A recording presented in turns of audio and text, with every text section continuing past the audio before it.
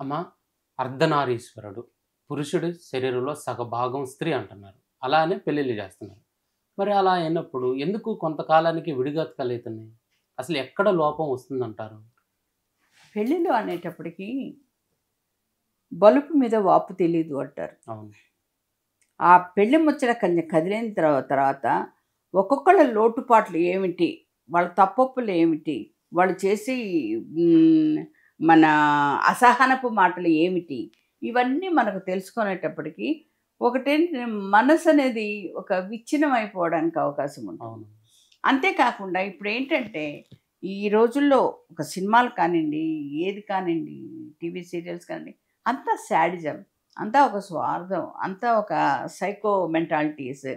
అలా రావడంలో కూడా, మిగతా వాళ్ళలో కూడా ఒక అర్ధనారీశ్వరుడు భాగస్వామిని ఆమె ఈ పాత రోజుల్లో ఆమె బాధపడితే భర్త భరించలేడు, తట్టుకోలేడు, అయన్నీ పాత రోజులు. హ్మ్. ఇప్పుడేంటంటే ఎంత హింసిస్తే, అంత ఏడిస్తే, అంత ఆనందపడిపోయే రోజులు కూడా కొంతమంది మగాళ్ళల్లో కూడా క్రూరత్వం అనేది అవును. చోటు చేసుకుపోయింది. దానివల్ల ఏంటంటే, ఆ అమ్మాయి మనస్సేమిటి? అమ్మాయి మనస్తత్వం ఏంటి? కేవలం ఒక చిటికెన వేలు పట్టుకొని తన వాళ్ళని వదిలేసి